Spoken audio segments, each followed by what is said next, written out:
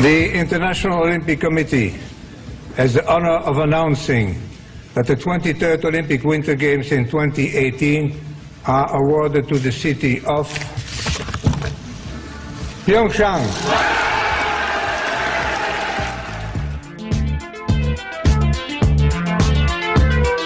여러분 이때 기억하십니까? 이 자크록의 당시 IOC 위원장이 평창 동계올림픽 결정 사실을 발표하는 이런 목소리였는데요. 이때가 2011년이었습니다. 정말 어렵게 따낸 성과였죠. 그리고 7년이 흘렀고 이제 2시간도 남지 않았습니다. 저녁 8시가 되면 숱한 우여곡절을 뒤로하고 평창 동계올림픽 개막을 알리는 팡파르가 울려 퍼질 텐데요. 어제 한 애청자께서 이런 문자를 보내주셨죠. 평창은 평화를 여는 창이 될 것이다. 이런 문자를 보내주셨는데요. 같은 마음 같은 바람으로 평창의 개막을 축하합니다.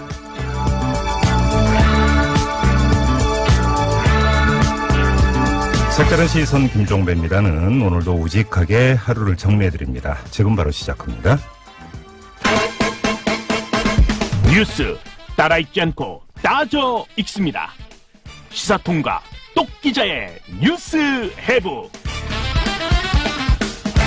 네, TBS 보도국의 양아랑 기자 모셨습니다. 어서 오세요. 네, 안녕하세요. 자, 첫 소식은 역시 평창이죠? 그렇죠. 오늘 드디어 개막합니다. 저도 네. 이제 방송 끝나고 빨리 마무리하고 집에서 좀 개막식을 보려고 하는데요. 잠깐만. 네. 집에서 개막식을 본다고요?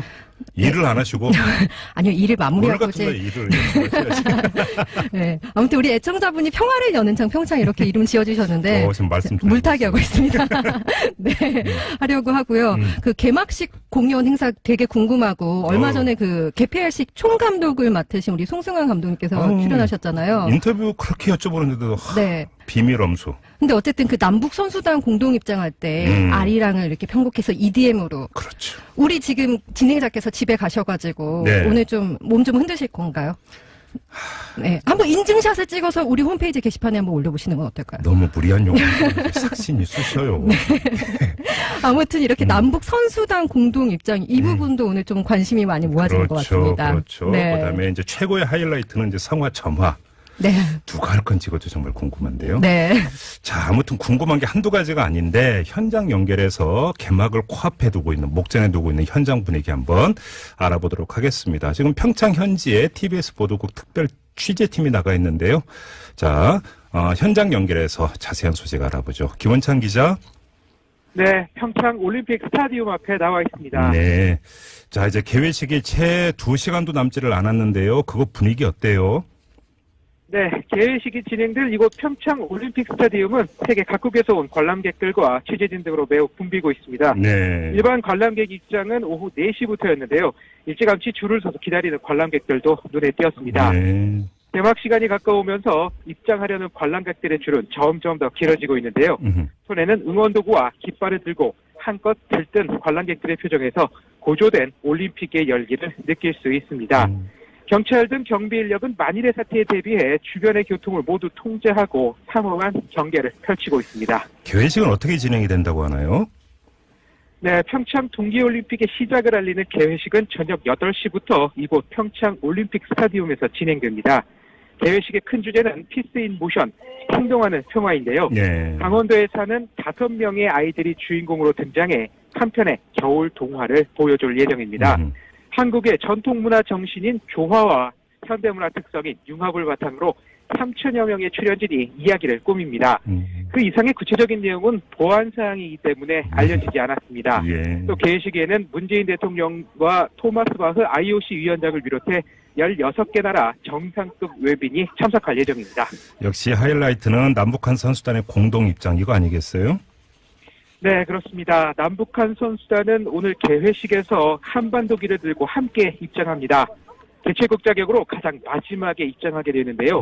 남북한 선수단이 국제 스포츠 무대에서 개회식 공동 입장을 한 것은 2000년 시드니 하계올림픽이 처음이었습니다. 네. 이번이 역대 10번째이자 2007년 창춘 동계아시안게임 이래 11년 만이고 올림픽 공동 입장은 2004년 아테네 하계올림픽 이후 14년 만입니다.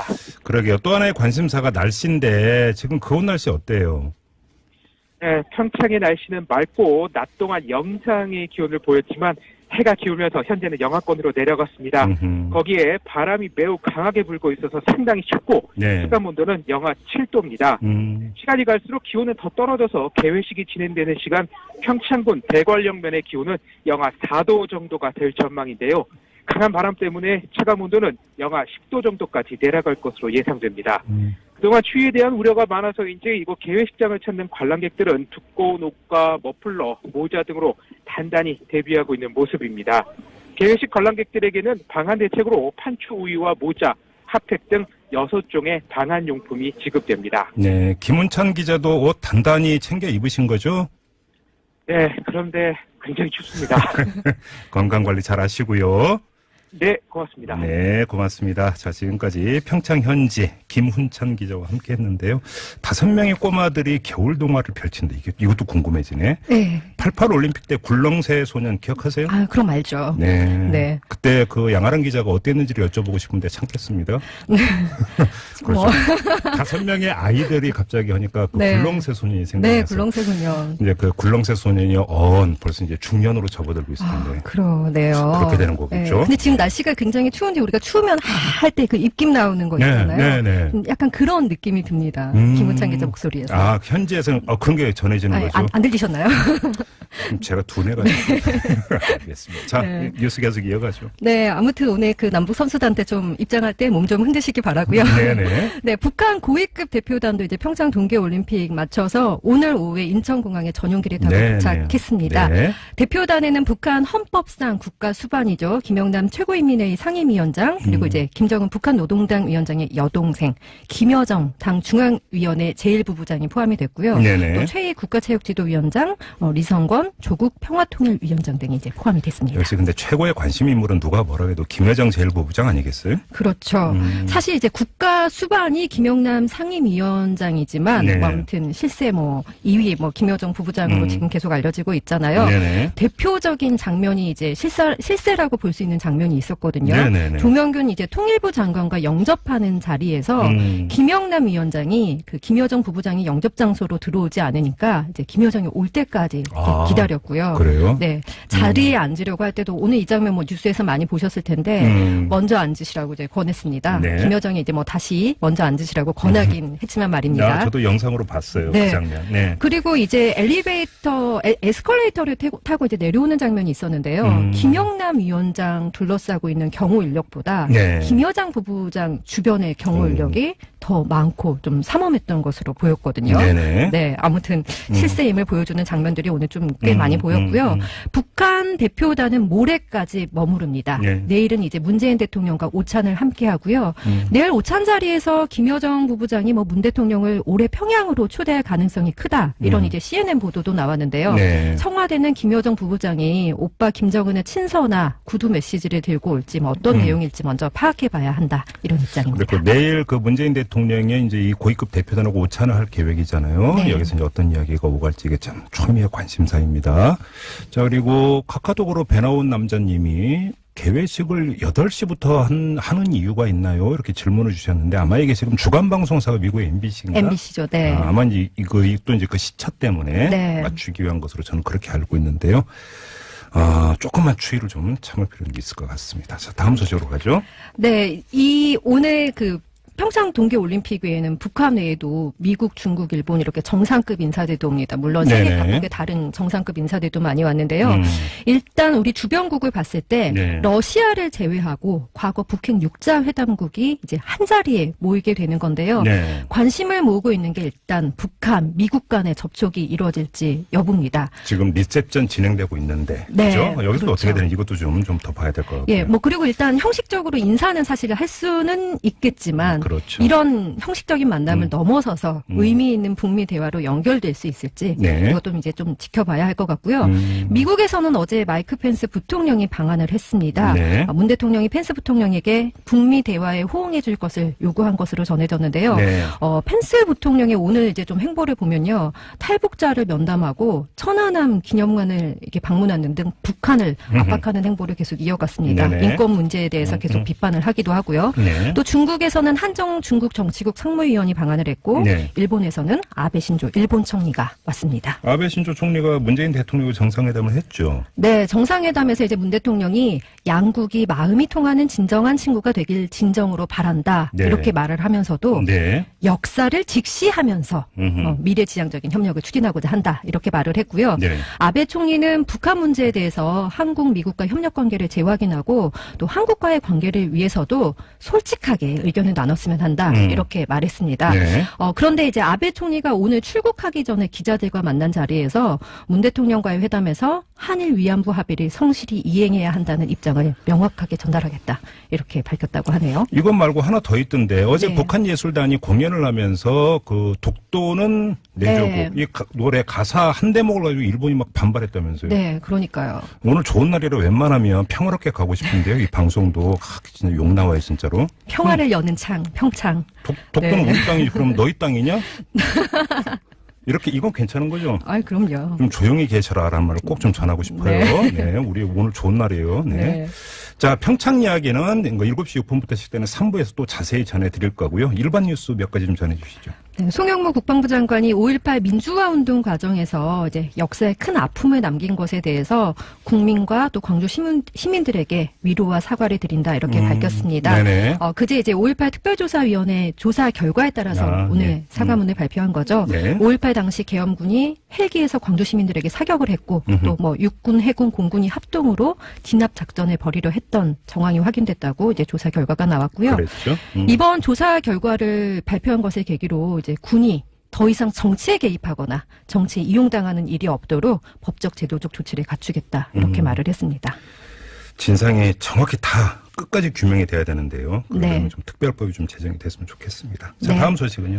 종교적인 신념 때문에 입대를 거부한 20대에 대해서 무죄 판결이 또 나왔습니다. 무죄 판결이 나왔어요? 네, 무죄를 선고받은 이제 김모 씨 22살인데요. 네. 2016년에 입대 통지서를 받았는데 개인적인 양심에 따라서 군사훈련이나 전쟁 연습을 원하지 않는다면서 자신이 이제 여호와의 증인 신도임을 증명하는 사실 확인서를 제출하고 입영을 거부를 했습니다. 네네. 오늘 제주지방법원 그 황미정 판사가 무죄를 선고한 이유를 이렇게 밝혔는데요. 김 씨를 처벌하는 것이 피고인의 헌법상 권리를 부당하게 침해하는 결과에 이르게 된다 이렇게 밝혔습니다. 네네.